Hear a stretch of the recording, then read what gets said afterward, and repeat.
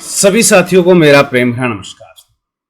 मैं आपका होस्ट और दोस्त एसके यादव एक बार फिर से हाजिर हूं आपके अपने चैनल द एनजीओ गुरु पर। जी हां, राष्ट्रीय एनजीओ महासंघ के द्वारा बनाया गया ये चैनल लगातार प्रयासरत है इस वर्ष 2026 में ज्यादा से ज्यादा एनजीओज को ग्रांट एप्लीकेशन के लिए एलिजिबल बनाने के।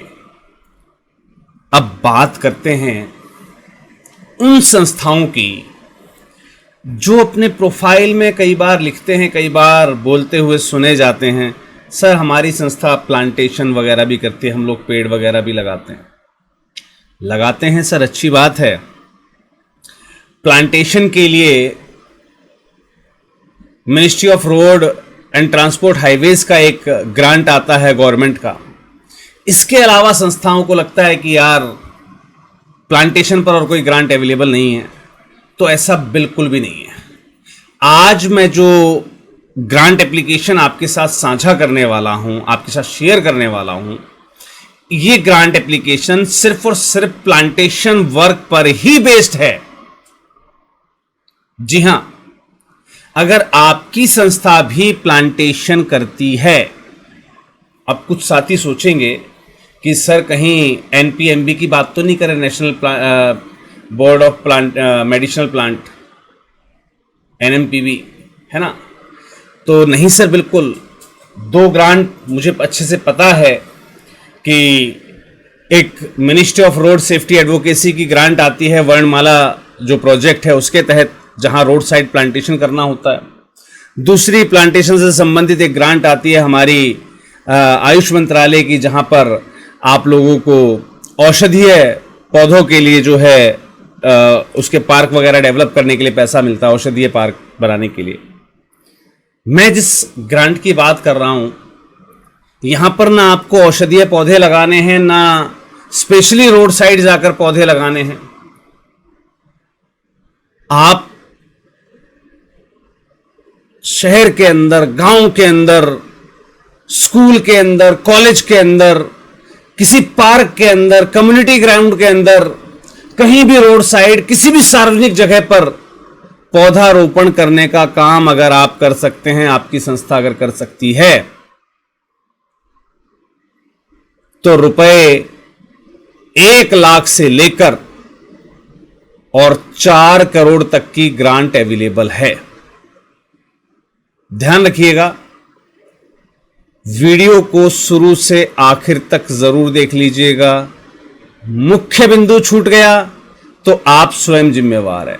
कई बार साथी लगातार मुझे फोन करते हैं कि सर मैं फलानी जगह अटक गया हूं। मैं कि भाई वीडियो दिए थे 10 दिन हो गए मुझे, कि सर वो 10 दिन से मैं 2-4 दिनों से लगा हुआ था इसे करने में। भाई 2-4 दिनों से क्यों लगे हो? जहां दिक्कत आए हेल्पलाइन नंबर है ना आपके पास, फोन कीजिए, टीम से हेल्प लीजिए।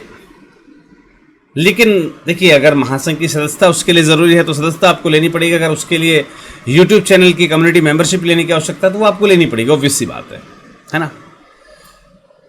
तो आप अटकते भी क्यों हैं? और टीम के द्वारा या मेरे द्वारा जब आपके पीसी को एनीडेस्क पर या वर्चुअल रूप से कनेक्ट किया जाता है, वो प्रॉब्लम क्यों सॉल्व हो जाती है? क्योंकि वीडियो के दौरान आप ये जो लापरवाही बरतते हैं, वीडियो को काट छांट के देखना, शॉर्ट तरीके से देखना, आगे बढ़ा दिया थोड़ा सा, या फिर काफ़ी साथी तो बड़ा मज़ेदार काम करते हैं, सर हम वीडियो को डाउनलोड करके देख लेते हैं, हम डाउनलोड करके रख लेते हैं, बाद में देख लेते हैं। सर वीडियो आप देखते हैं, अच्छी बात है, लेकिन आपके वीडियो देखने से महासंघ के इस यूट्यूब चैनल को जो प्रमोशन मिलना चाहिए व्यूज़ के रूप में, वो नहीं मिल पाता है अगर आप इस वीडियो को डाउनलोड करके देखते हैं तो। इसलिए मेरा आपसे निवेदन है, आप भले ही शेयर का बटन दबाइए, इस लिंक को कॉपी कर लीजिए, अपने पास व्हाट्सएप में कहीं सेव रख लीजिए, आपके पास कहीं भी अपने खुद के नंबर पे आप व्हाट्सएप करके रख लीजिए, और बाद में जब भी मौका मिले इस वीडियो को जो है ना लाइव देखा कीजिए हमेशा। एटलीस्ट उससे कुछ बेनिफिट महासंघ को व्यूज के रूप में मिले आपके, है ना? तो चलिए, मुख्य बिंदु ना छूट जाए इसलिए कह रहा हूं, शुरू से लेकर अंत तक पूरी बातें ध्यान से सुन लीजिएगा और समझ लीजिएगा, जो कि इस ग्रांट आवेदन में आपको दिक्कत ना आए।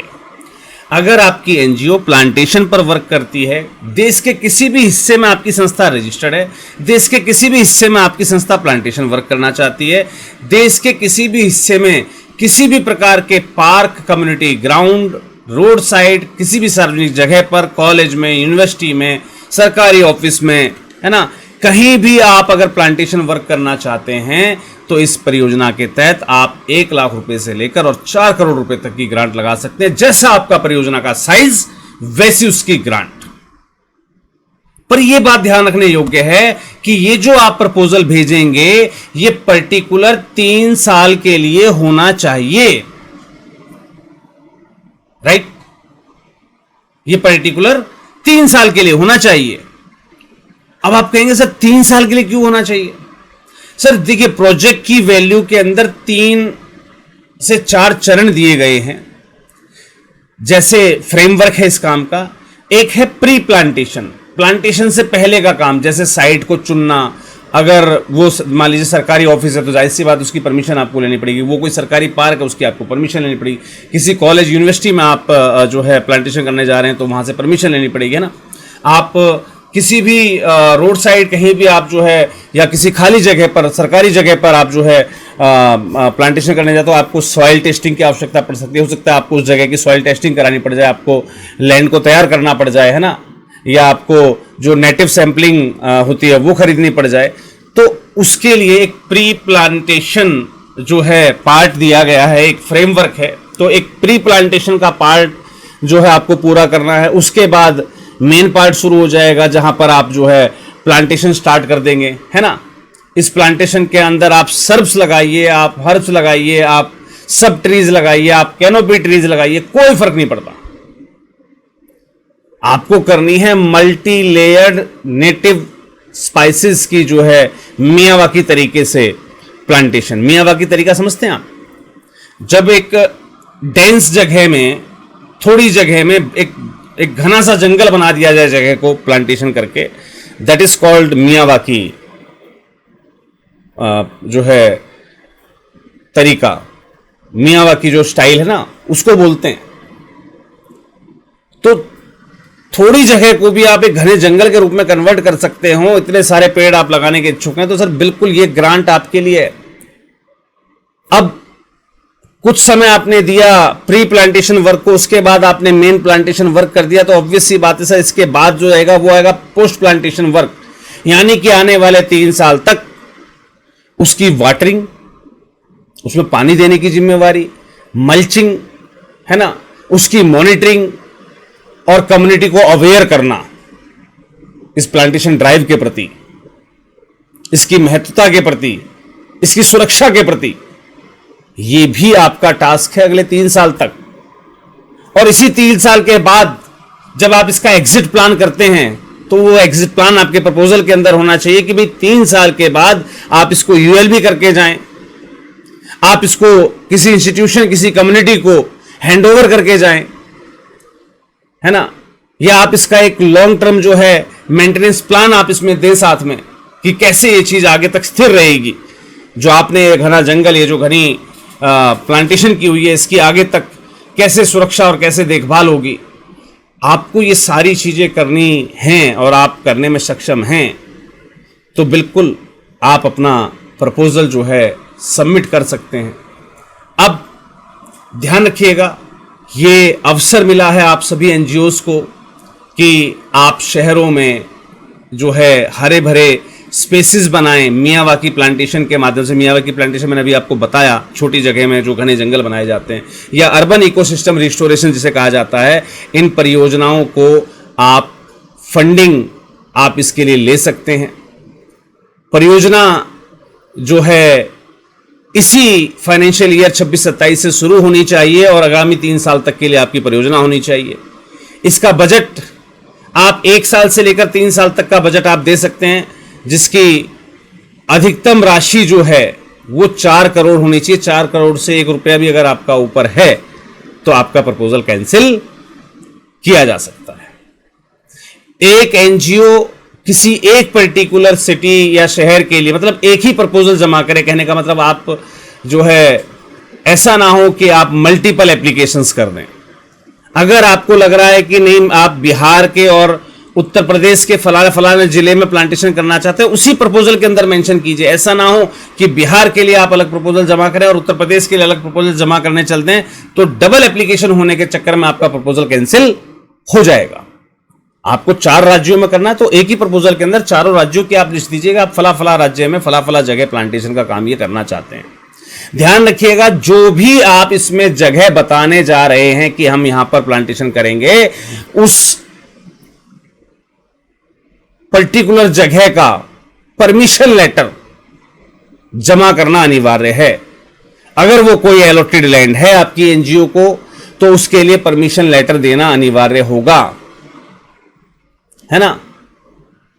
अर्बन लोकल बॉडी के सीमा के अंदर ही आपको ये प्लांटेशन करना है। आप टायर 1 सिटी को चुनिए, आप टायर 2 सिटी को चुनिए, आप टायर 3 सिटी को चुनिए, है ना।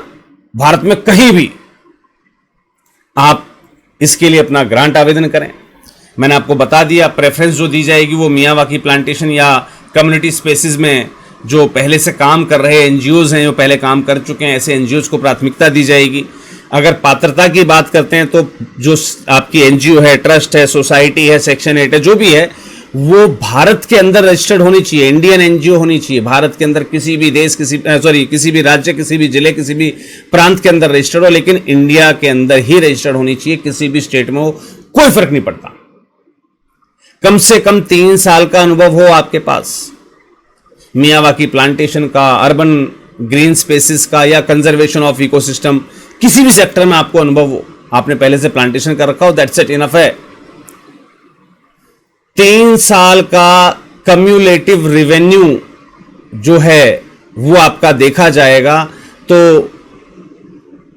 अगर आपका जो प्रपोजल है, ध्यान दीजिएगा, अगर आपका प्रपोजल 1 करोड़ से ज्यादा का है, अगर आपका प्रपोजल ही 1 करोड़ से ज्यादा का है, तो ऐसी स्थिति में जो आपकी संस्था की 3 साल की जो रेवेन्यू है, 3 साल की जो ऑडिट है, 3 साल का जो टर्नओवर है, वो 5 करोड़ होना चाहिए कम से कम।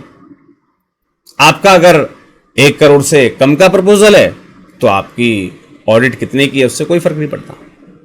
आपकी संस्था कहीं ब्लैकलिस्ट नहीं होनी चाहिए।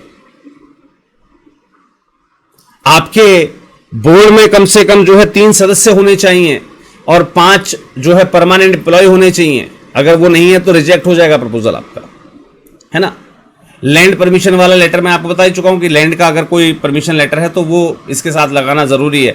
आप सोचे कि मैं यहां भी काम ले लूं, उत्तर प्रदेश में और बिहार में भी काम ले लूं, और बिहार में मेरी फलानी एक एनजीओ है, मैं उसको ये काम हैंड ओवर कर दूंगा, उससे करवा लूंगा, तो सबलेटिंग या सब कॉन्ट्रैक्ट करना बिल्कुल भी अलाउ नहीं है इस प्रोजेक्ट के लिए, राइट। तो high density micro forest develop करने हैं आपको, अर्बन मियावाकी फॉरेस्ट जिसे बोला जाता है, मियावाकी मेथड के माध्यम से कम्युनिटी बेस्ड प्लांटेशन करना है आपको। पार्क में, कम्युनिटी ग्राउंड में, रोड साइड, शादी सार्वजनिक जो जगह होती है वहां पर। आप इंस्टीट्यूशनल कैंपस के अंदर भी जो है प्लांटेशन कर सकते हैं, चाहे उसके अंदर कॉलेज हो, यूनिवर्सिटी हो, सरकारी ऑफिस हो, कुछ भी हो, राइट।